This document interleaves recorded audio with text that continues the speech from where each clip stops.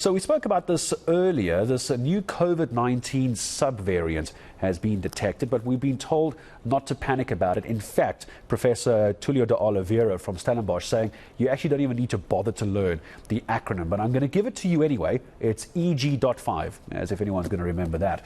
But it has already been picked up in 51 countries around the world. Let's get the sense then of what it's being dealt with, like here in South Africa, the SA Medical Association. It's SAMA's Mvuyisi Mzukwa making time for us this morning. And good to have you back on eNCA, Mvuyisi. And do you agree with Professor Tulio de Oliveira that, yes, we need to be aware of it, but there's no need to panic about this new variant? It's basically a subvariant of Omicron, isn't it?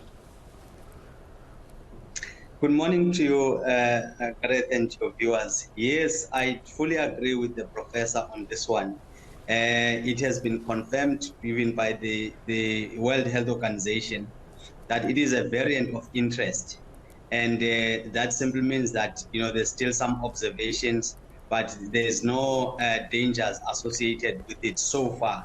So I fully agree, and it's always the case when there's a new variant, we always have to know so that we take care of ourselves and we protect the people around us. Especially we know that we also have the strain now in South Africa, in Gauteng.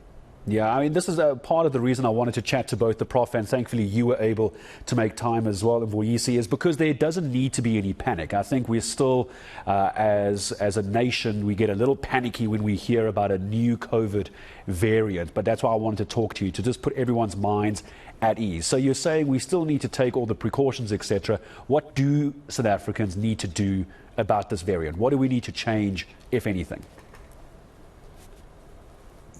Well, there is nothing to change, Gareth. We already know that, if you are symptomatic, in other words, you're coughing, you're sneezing, you do need to put on a mask, and protect those that are around you in the workplace, at home. Some of us are living with grandparents. So you don't want, because you don't know, the symptoms are almost the same as the normal flu. So you don't want to distribute that to your relatives who may be having underlying medical conditions.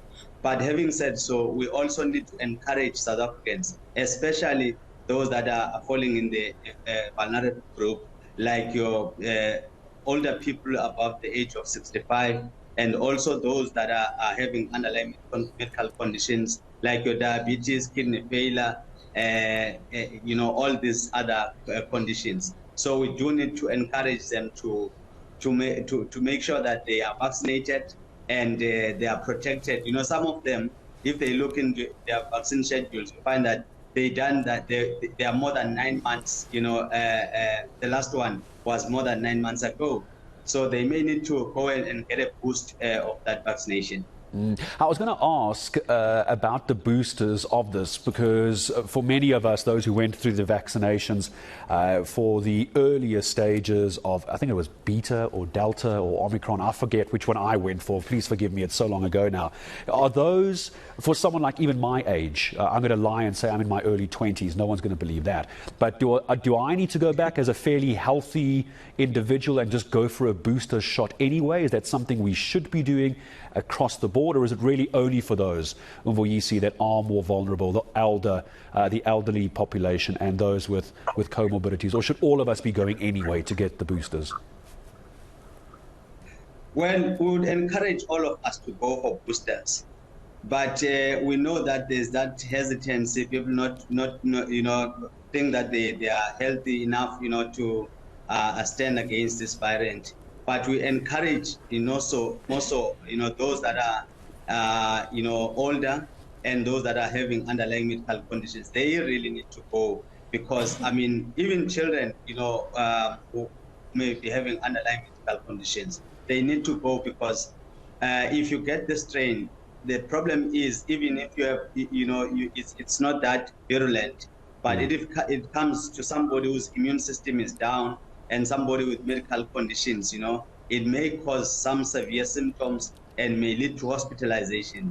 Sometimes it may even lead to death. So, but like we said earlier on, there's no need to panic, honestly. We just have to be aware that we are living still in a pandemic, and we are not yet out of the woods. So it is important for all of us to avoid any large gatherings, especially in our setting. It's in winter now. We're still having those cold conditions where we don't open our windows. We keep our windows closed. So we think that in that environment, we do need to avoid large gatherings, especially if you are symptomatic. Yeah, absolutely, especially if you're carrying around a bit of a cold or a cough or whatever it might be. And Mvuyisi, good to have you with us. The Prof using the term earlier, just good old common sense and personal hygiene is what we need to be worrying about right now. But Mvuyisi Mzukwa, South Africa's Medical Association Chair, joining us this morning. And that was the point of the conversation, that there is a new variant, as the professor was even saying, don't even bother to learn. There it is. I'm not even sure how you say it. Eris. It sounds like we're naming storms out in the Atlantic at this point.